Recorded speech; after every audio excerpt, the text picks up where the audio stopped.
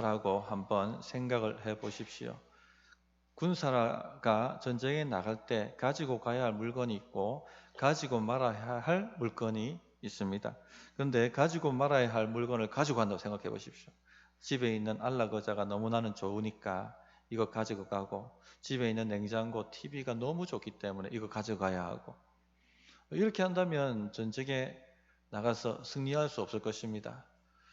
어떤 드라마를 보니까 한 청년이 군대 들어가는데 자기가 가장 좋아하는 강아지 가져가려고 하고 자기가 좋아하는 물건들 다 집에 싸가지고 가지고 가려고 하다가 저지당하는 것을 본 적이 있습니다.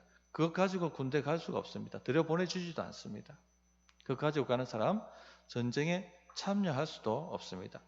영적 전쟁, 영적으로 세상을 이기는 것, 영적으로 마귀를 이기는 것, 하나님의 승리를 경험하는 이런 삶에 있어서도 가지고 가야 할 것이 있고 반드시 버려야 할 것, 떠나보내야 할 것들이 있습니다.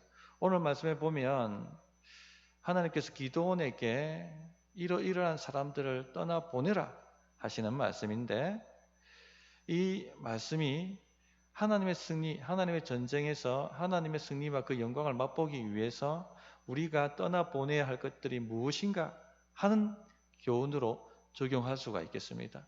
우리 성도님들, 인생 한 번 사는 것, 하나님의 승리를 맛보는 삶을 살아야 되지 않겠습니까?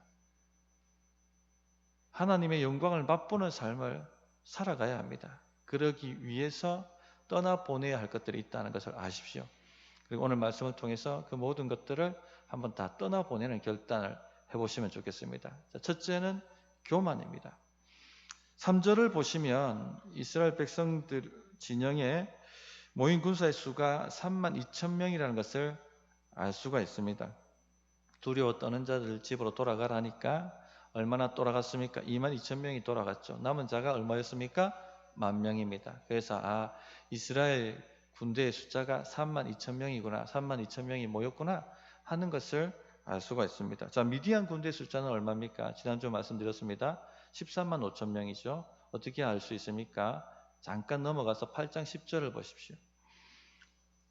이때에 세바와 살문나가 갈골에 있는데 동방 사람의 모든 군대 중에 칼든 자 20만 명이 죽었고 전사자 12만 명이 전사자가 죽었습니다. 그죠? 그리고 남은 사람이 얼마였습니까? 15,000명 가량은 그들을 따라서 거기에 있었다고 되어 있습니다. 즉 전사자가 12만 명이고 남은 자가 15,000명이니까 13만 5천 명이라는 군대, 미디안 군대가 진을 쳤겠구나 하는 것을 알 수가 있죠. 13만 5천 명 대 3만 2천 명. 3만 2천 명 숫자가 많습니까? 적습니까? 13만 5천 명에 비하면 턱없이 모자랍니다. 하나님 군사를 더 보내주십시오 해도 모자랄 판인데 하나님께서 뭐라고 지금 말씀하고 계십니까? 군사의 숫자가 많다고 하시는 거예요. 그것도 너무 많다고 하십니다. 2절을 보시면 여호와께서 기드온에게 이르시되 너를 따르는 백성이 너무 많은지, 좀 많다도 아닙니다. 너무 많다.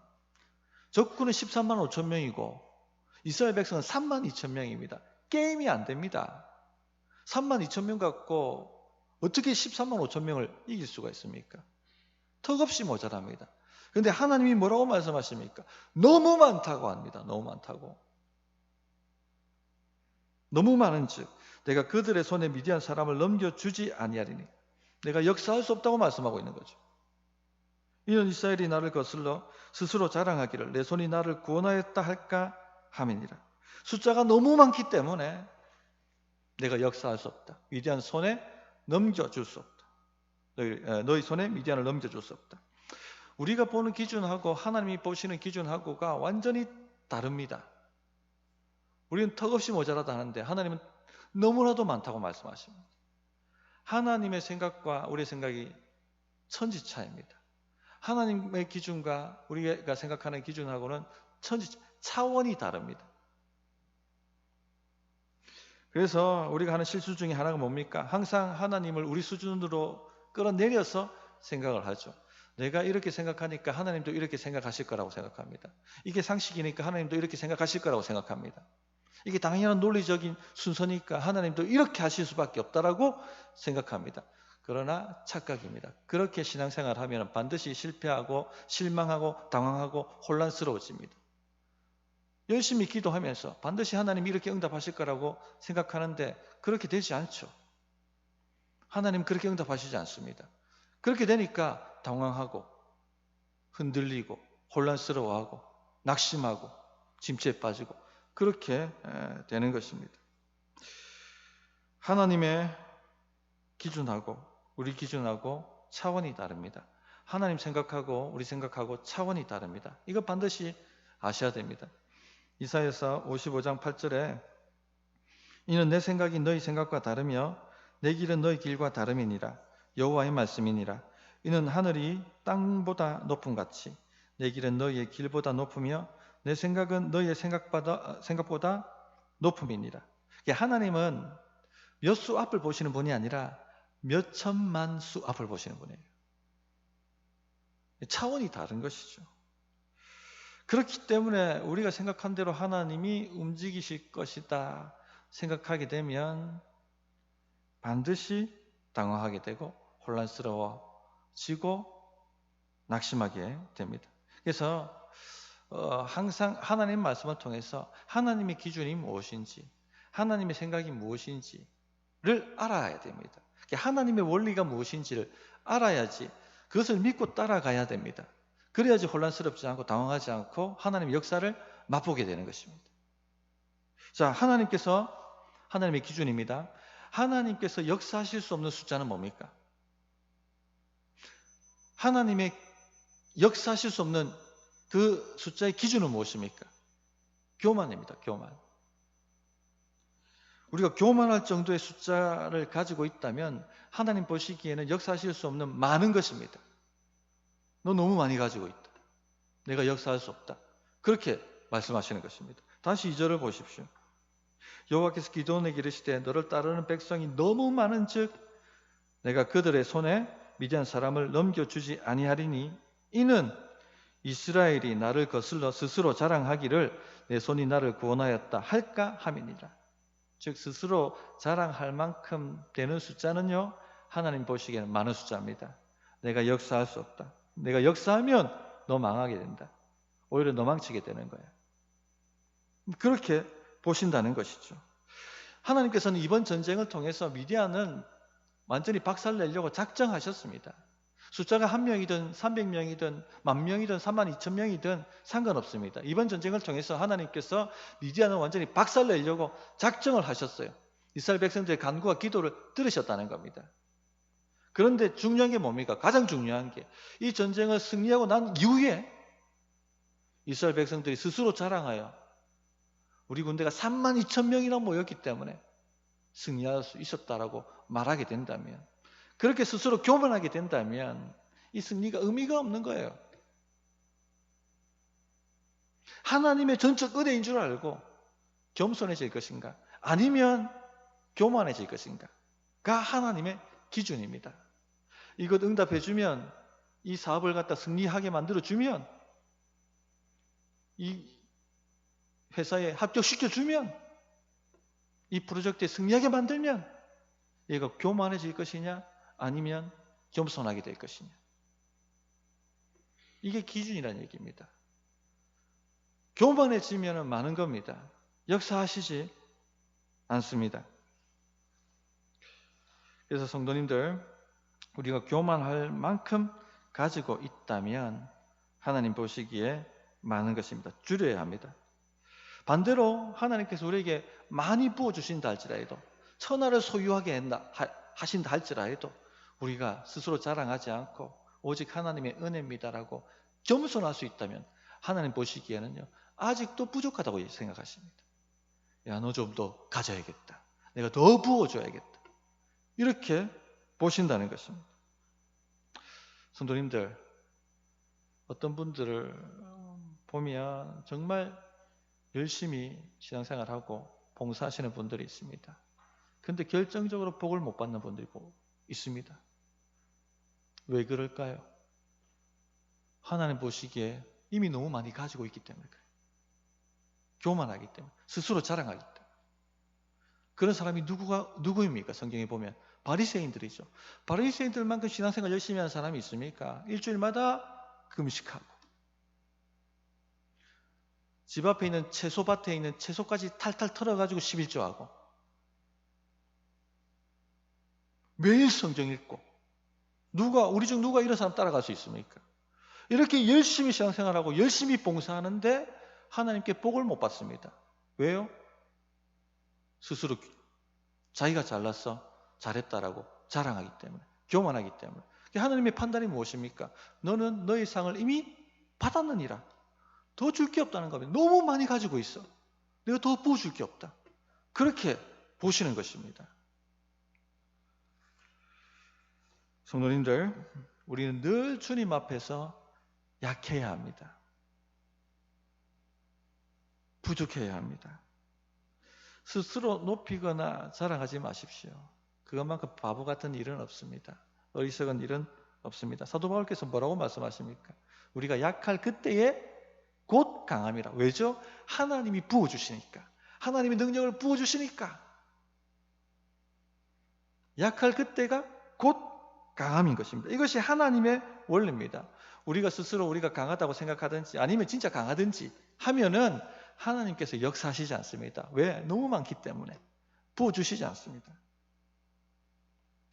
우리가 약하다는 걸 알 때, 우리가 약할 때 그때 하나님이 역사하시죠. 또 우리가 약한 걸 알면 오직 하나님밖에 의지하지 않습니다. 하나님만 신뢰하게 되어 있어요. 그렇기 때문에 하나님이 부어주시는 겁니다. 역사가 나타나는 것입니다. 그래서 사도 바울께서 나는 자신의 약함을 자랑할 것이다. 그렇게 말씀하셨죠. 고린도후서 11장 30절에 내가 부득불 자랑할진대 내가 약한 것을 자랑하리라. 이런 성도가 되십시오.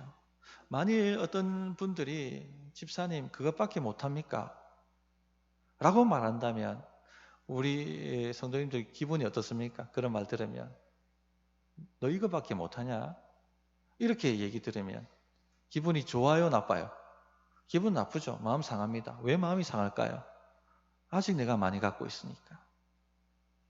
내가 약하지 않으니까. 내가 교만하니까. 그러니까 기분이 상한 겁니다. 앞으로 그런 말 들을 때 어떻게 하셔야 돼요? 네, 맞습니다. 저는 연약합니다. 그러나 주님은 강하십니다. 이렇게 말씀하시길 바랍니다. 내가 약할 때 곧 강합니다. 그래서 교만을 버리셔야 됩니다. 왜 성도들이 사람의 말 듣고 마음이 상합니까? 왜 침체에 빠집니까? 낙심에 찹니까? 내가 많이 갖고 있기 때문에 그래요. 스스로 강하다고 생각하니까. 근데 사람들이 인정 안 하니까 기분 나쁜 거죠. 약할 때 강함입니다. 교만을 버리셔야 됩니다. 둘째 버려야 될 게 뭐냐?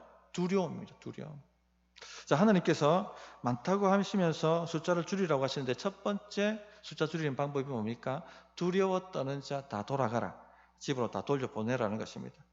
상당히 많은 사람들이 기도원의 나팔 소리를 듣고 모였습니다. 32,000명이나 모였습니다. 근데 막상 32,000명이 모이니까 스스로가 이제 자기가 업됐겠죠. 우리가 한번 해보자. 할 수 있다. 근데 막상 135,000명 앞에 딱 서니까 두려워 떨기 시작한 겁니다. 1절을 보시면 이스라엘 백성들이 어디에 진을 쳤다고 합니까? 하롯 샘 곁에 진을 쳤다고 되어 있죠. 하롯이 히브리어 뜻으로 두려움이라는 뜻입니다. 어떤 정신 나간 장수가 자신의 군대를 두려움이라는 장소에다가 집결시키겠습니까? 사기 떨어지게. 그래서 이 하롯이라는 이 샘은 그때 이름이 지어졌던 것이 아니라 이 전쟁 이후에 이름이 지어졌다 하는 것을 짐작할 수가 있죠. 얼마나 이스라엘 백성들이 그 샘 곁에서 떨었는지 나중에 전쟁이 승리하고 난 다음에 그 샘 이름을 하롯 샘이라고 이름을 지었다는 것입니다. 이처럼 떨었습니다. 그래서 3절에 보시면 이제 너는 백성의 귀에 외쳐 이르기를 누구든지 두려워 떠는 자는 길라산을 떠나 돌아가라 하시니 이에 돌아간 백성이 2만 2천 명이요 남은 자가 1만 명이었더라. 2만 2천 명이 떠났습니다. 두려워 떠는 자는 2만 2천 명이라고 할지라도 아무런 소용이 없다는 겁니다. 아무런 쓸모가 없다는 겁니다. 하나님의 전쟁에 아무런 도움이 되지 않는다는 거죠. 다 떠나가라고 얘기합니다. 우리 생각에는 어떻습니까? 백지장도 맞들면 낫다 생각하죠. 그래도 기드온 장군님, 그래도 아무리 두려웠더라도 떨더라도 있는 게 없는 것보다 있는 게 낫지 않습니까? 그렇게 우리가 생각합니다. 그러나 하나님은요 그렇게 생각하시지 않습니다. 다 떠나보내라. 아무런 도움이 되지 않는다. 그렇게 말씀하고 있습니다. 두려움은 수만 톤이 있다 할지라도 아무 쓸모가 없습니다. 두려움은 믿음의 적입니다. 두려움은 신앙생활의 암덩어리와 같습니다. 암덩어리 세포잖아요. 우리 세포입니다. 그런데 많으면 좋습니까? 많으면 많을수록 정말 쓸모없는 것이 암덩어리잖아요. 버리면 버릴수록, 사라지면 사라질수록 좋은 것이 암덩어리입니다. 두려움도 마찬가지예요. 사라지면 사라질수록 좋은 것이 두려움입니다. 그래서 두려움은 보이는 족족 떠나보내야 됩니다. 없애버려야 됩니다. 수단과 방법 가리지 않고 쫓아버려야 되는 것이죠.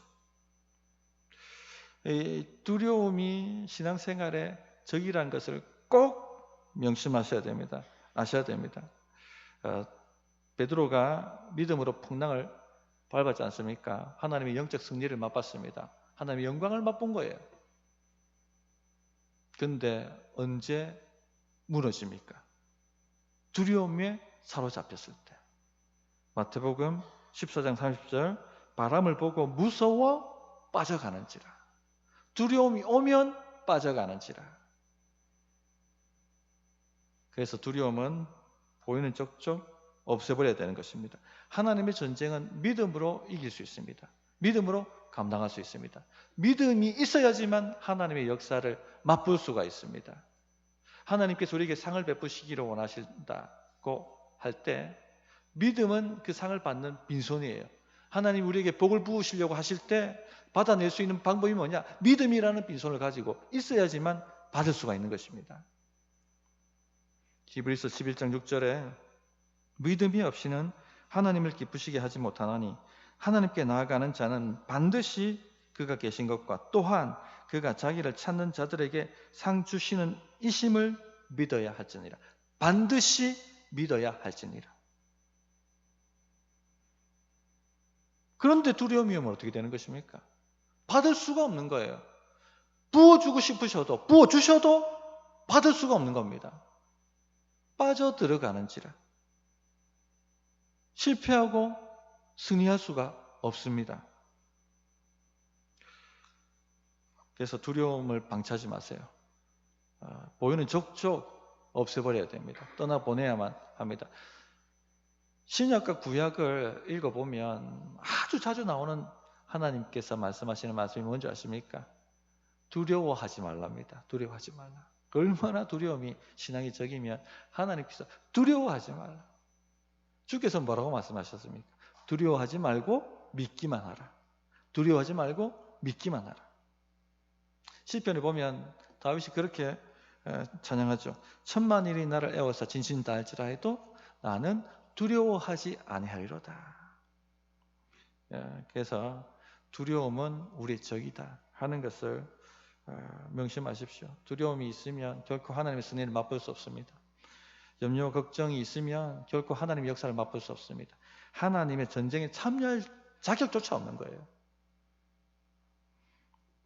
왜냐하면 두려움은 어디서 나타나는 겁니까? 불신에서 나오는 겁니다. 13만 5천 명이라는 숫자가 하나님보다 더 커 보이니까 두려워 떠는 겁니다. 하나님도 이 14만 5천 명 앞에서는 아무 역사를 일으킬 수 없다. 하나님도 14만 5천 명 앞에서는 승리할 수 없다. 그러니까 두려워 떠는 것이죠. 이건 불신입니다. 불신. 우리가 고민하고 염려하는 문제가 하나님보다 더 실제적이고 더 강해 보이니까 염려와 걱정이 쌓이는 겁니다. 떠나보내야 합니다. 이런 상태로는요, 하나님의 전쟁에 참여조차 못합니다. 승리할 수 없습니다. 실패하는 인생 반복할 수밖에 없어요. 그래서 과감하게 22,000명을 돌려보낸 것입니다. 불신으로 떠는 자는요, 없는 것이 더 낫습니다. 우리 성도님들, 옆에 불신의 말을 하는 사람들 떠나보내십시오. 걱정과 염려에 휩싸이신 분들 정리해서 그만 얘기하고 기도하자. 하나님 일하신다라고 기도 자리로 데리고 나오십시오. 목장에서 염려와 걱정을 나누면은 그만하고 기도하자 하고 바로 그 자리에서 붙들고 기도해 주십시오. 통성으로 기도해 버려야 됩니다. 왜냐하면 두려움과 걱정과 염려는요, 전염이 됩니다. 불신에서 뿌리를 두기 때문에. 가데스 바네에서 12명의 정탐꾼이 가나안 땅 정탐하고 돌아와서 10명이 무슨 말 합니까? 두려움에 떠는 말, 불신의 말을 하죠. 우린 죽었다 이제 여기서. 그러자 60만 대군이 모두 전염되어서 그날 울고불고 야단을 쳤습니다. 삽시간에 불신은 전염되는 거예요. 그래서 어떻게 이 두려움을 떠나보내야 됩니까? 베드로전서 5장 7절에 너희 염려를 다 주께 맡기라. 이는 그가 너희를 돌보심이라. 주께 다 맡겨버려야 됩니다. 모든 나의 영적 자원을 동원해서 하나님께 맡겨야 되고 이 두려움을 쫓아버려야 됩니다. 루터가 바르트부르크 성에서 성경을 독일어로 번역할 때 마귀가 자주 나타나서 두려웠게 만들고 낙심하게 만들었다는 얘기를 했죠. 그때 루터가 어떻게 했습니까? 잉크병 집어서 던졌습니다. 사탄아 떠나가라. 대적하셔야 됩니다. 두려움이 오면. 다윗은 뭐라고 시편에서 고백한다고 했습니다. 10,000만인의 에워서 나를 지진다 할지라도 진짜 사울의 군대가 둘러 진쳤습니다. 그러나 나는 두려워하지 아니하리라. 찬양하기 시작했습니다. 믿음의 말을 선포하기 시작했습니다. 해야 됩니다. 또한 다윗이 그 시편에서 부르짖죠. 하나님이여 일어나소서. 나를 구원하소서. 나를 건지소서. 부르짖어야 합니다.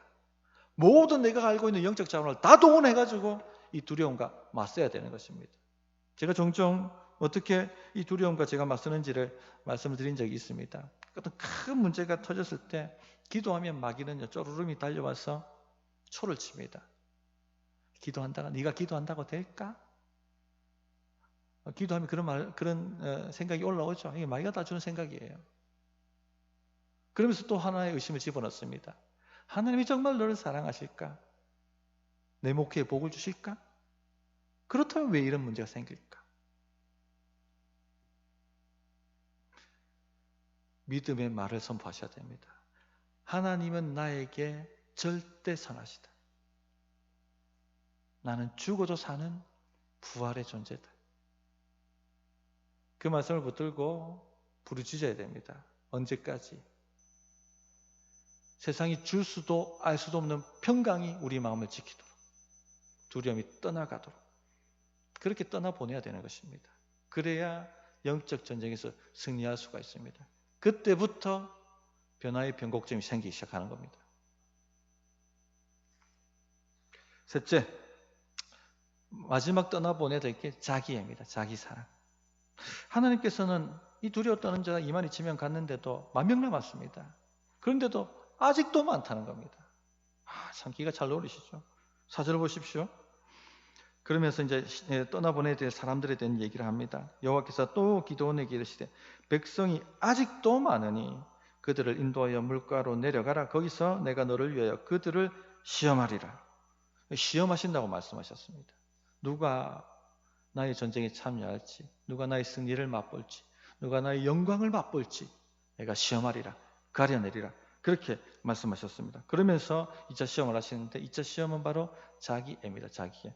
5절을 보시면 이에 백성을 인도하여 물가에 내려가매 여호와께서 기드온에게 이르시되 누구든지 개가 핥는 것 같이 혀로 물을 핥는 자들은 너는 따로 세우고 또 누구든지 무릎을 꿇고 마시는 자들도 그와 같이 하라 하시더니. 자, 이 개가 물을 핥듯이 손에 받아가지고 핥아 먹는 사람들은 어떤 사람들입니까? 주변을 경계하는 거죠. 저기 오는가 안 오는가. 그러나 얼굴을 냇가에 탁 박고 갈증 난다고 벌컥벌컥 마시는 사람들 누굽니까? 예, 공동체 안정이 없습니다. 교회 안정이 없습니다. 예, 자기 위주예요, 자기 위주. 자기 사랑하는 사람들입니다. 주님께서 그런 사람 다 걸어내라. 내 전쟁에 참여할 수 없고 하나님의 승리 맛볼 수 없고 나의 영광에 참여할 수 없다. 부족하다는 것이죠. 공동체보다 자기를 더 사랑하는 것, 하나님의 승리를 맛볼 수 없습니다. 하나님의 역사를 경험할 수가 없습니다. 우리 성도님들이 하나님의 승리와 하나님의 역사에 참여하고 싶다면요, 자기를 부인하고 주님을 쫓아가야 됩니다. 자기 십자가를 지고 주님을 쫓아가셔야 돼요. 주께서 말씀하셨지 않습니까? 나보다 자기를 더 사랑하는 사람은 나에게 합당하지 않다. 내 나라에 합당하지 않다.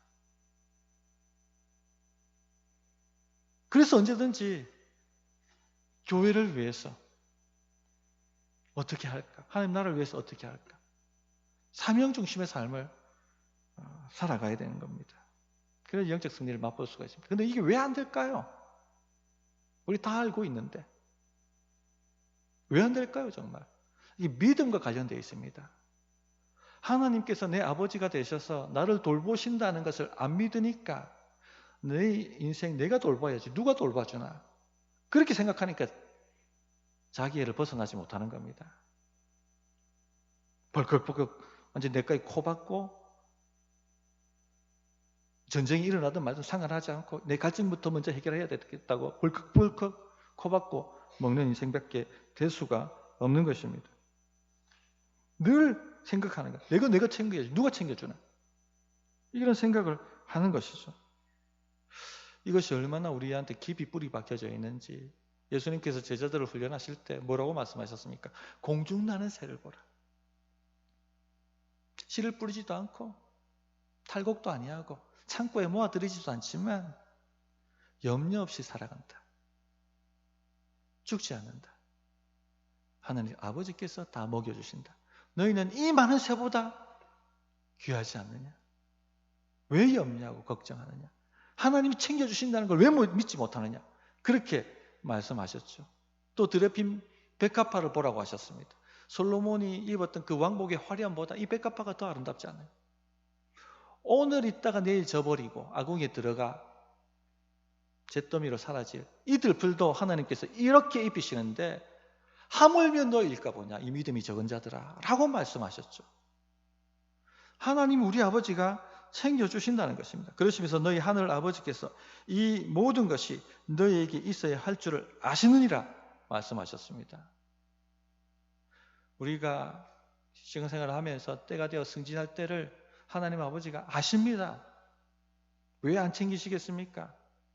돈이 필요할 때를 왜 모르시겠습니까? 왜 안 챙기시겠습니까? 건강이 필요하다는 것을 왜 모르시겠습니까? 왜 안 챙기시겠습니까? 이 모든 필요를 하나님이 아시고 챙겨주신다는 것이죠. 왜 염려하느냐? 그러시면서 결정적으로 주님이 뭐라고 말씀하셨습니까? 마태복음 6장 34절 너무나도 잘 알고 있는 말씀이죠. 그런즉 너희는 먼저 그의 나라와 그의 의를 구하라. 그리하면 이 모든 것을 너희에게 더하시리라. 주를 위해 살고 교회를 위해 살고 교회를 먼저 생각하고 그렇게 하면 하나님께서 더하신다고 하셨어요. 너 너무 부족하다. 더 해주신다고 말씀하셨어요. 더 많이 가져야겠다. 부어주신다고 말씀하셨습니다. 성도님들, 젊은 시절에는요, 주를 위해 사는 거나 자기를 위해 사는 거나 별반 차이가 안 납니다. 그러니까 가볍게 생각하고 그냥 살아갑니다. 자기 위주로. 그러나 세월이 지나가면 주를 위해 산 사람하고 자기만 위해서 산 사람하고는요, 천지 차이가 납니다. 그때 후회하지 마시고 지금 자기를 부인하고 십자가 지고 주님을 따라가십시오. 사명 위주의 삶을 사시고 교회를 먼저 생각하십시오. 어떻게 교회를 섬길까? 어떻게 하나님 나라를 위해서 살아갈까를 먼저 생각하시고 자기 것 포기하고 좀 손해보고 내려놓고 하는 그런 삶을 살아가십시오. 아버지가 챙기신다니까 믿으시길 바랍니다. 말씀 정리하도록 하겠습니다. 하나님은 우리가 승리하는 삶을 경험하기 원합니다. 미디안 같은 영적인 대적에게 눌려서 겨우겨우 살아가는 인생 원치 않습니다. 누가 그걸 원하겠습니까? 그래서 우리에게 승리를 안겨주기 원하십니다. 하나님이 얼마나 영광스러운지 그 영광을 맛보아 알게 해주시기를 원하십니다. 그러나 버려야 할 것이 있습니다. 교만입니다. 우리가 스스로 자랑할 만큼 많이 가지고 있다면 하나님은 역사하시지 않습니다. 더 버려야 해. 더 낮아져야 해. 그렇게 생각하십니다. 둘째, 두려움입니다. 염려와 걱정입니다. 보이는 족족 없애십시오. 모든 수단과 방법을 다 강구하십시오. 목장 식구들이 도와주십시오. 함께 기도하십시오. 바로 그 자리에서 다 내려놔 버리고 손을 얹고 기도하십시오. 두려움은 떠나가야 됩니다. 보이는 족족 사라지게 만들어야 합니다. 셋째, 자기애입니다. 자기만 아는 사람은요, 하나님 나라를 맛볼 수 없어요. 주의 영광을 위해서 살면 반드시 하나님이 돌보시고 챙기신다는 것을 경험하게 될 것입니다. 무엇을 두려워하십니까? 한번 살다 가는 인생입니다. 주님 앞에 설 날이 곧 다가오고 있습니다. 전부를 하나님께 다 걸고 한번 하나님의 나라가 어떤지 맛보는 인생 되시기를 부탁드립니다. 어떻게 응답해야 될지 1분간 기도하겠습니다.